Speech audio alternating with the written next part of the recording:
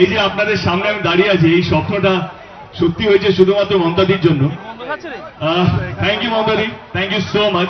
যেদিন আমার নামটা প্রথমবার অ্যানাউন্স হলো, দিদি যেদিন অ্যানাউন্স করলেন, আমি ভয়ে ফোনটা সুইচ অফ করে রেখে দিয়েছিলাম। তারপর দিন সকালে ঘুম থেকে উঠে ভাবলাম কেন হতে পারি না। 2014 সালে লোকসভা ভোটে ঘাটাল থেকে দেবকে প্রার্থী করে চমক দেন মমতা বন্দ্যোপাধ্যায়। 10 বছর পর আরেক লোকসভা ভোটের মুখে কি করবেন দেব? রাজনীতি থেকে কি সন্ন্যাস নেবেন তিনি, নাকি তৃণমূল ছেড়ে নতুন কোন রাজনৈতিক ইনিংস শুরু করবেন দেব? রাজনীতিতে নতুন চ্যালেঞ্জ নেবেন দেব?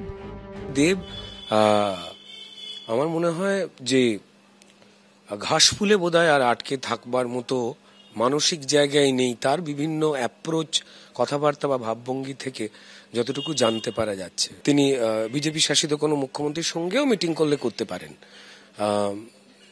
দিল্লিও চলে গেছেন। বাকিটা বোধহয় আমার মনে হয় সময়ের অপেক্ষা। দেব 14 সালের সাংসদ, দেব 19 সালের সাংসদ, ফলে এই ধরনের কথাগুলো আলোচনা করাটাই হচ্ছে অপ্রাসঙ্গিক। ফলে তিনি দাঁড়াবেন কি দাঁড়াবেন না আমি কেন আলোচনা করব, এ তো স্বাভাবিক ব্যাপার। দেব স্বাধীন দেশের নাগরিক, কারুর সঙ্গে কারুর দেখা হওয়াটা কোথাও কোনো অস্বাভাবিকতার মধ্যে আমি কিছু দেখি না। সম্প্রতি তিনটি সরকারি কমিটি থেকে ইস্তফা দিয়েছেন দেব, আর তা ঘিরে জল্পনা তো ছিলই।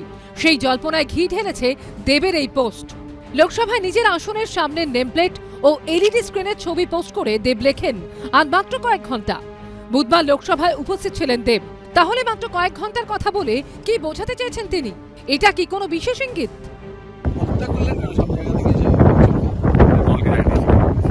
আচ্ছা, নেক্সট লোকসভায় দেখা যাবে দেব আপনাকে?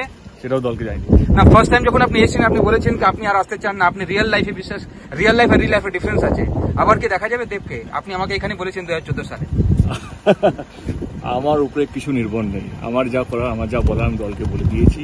এই ছবি খুব গুরুত্বপূর্ণ, ফিউ মোর আওয়ার্স বলে একটা নিজেও একটা হাইলাইটার লিখেছে। এইটুকু বুঝতে পারা যাচ্ছে যে তৃণমূল দল তাকে নিয়ে বেশ অস্বস্তিতে পড়েছে। তারা যে কোনো ভাগে হাঁকুপাকু করে দেবকে রাখবার চেষ্টা করছে। সম্প্রতি জেলা তৃণমূল নেতৃত্বের একাংশের সঙ্গে দেবের কিছু মনোমালিন্যের খবর সামনে আসে। সূত্রের দাবি, 10 জানুয়ারি পশ্চিম মেদিনীপুর জেলা তৃণমূল নেতৃত্বের সঙ্গে বৈঠকে মমতা বন্দ্যোপাধ্যায় বলেন, দেব শিল্পী, ভালো ছেলে, দেব দলের সম্পদ। বেশ কিছু নেতা তার সঙ্গে এমন আচরণ করেছে যার ফলে ওর অসুবিধা হচ্ছে। এমনটা কেন হবে? ও শিল্পী মানুষ, ভালো ছেলে। এবার দেবের ইঙ্গিতপূর্ণ পোস্ট এবং ধোঁয়াশা জিয়ে রাখা মন্তব্য, শেষ অবধি তাহলে কি হতে চলেছে? বিজেন্দ্র সিংহ, শিবাশিস মৌলিক ও ঝিলম করঞ্জায়ের রিপোর্ট, এবিপি আনন্দ।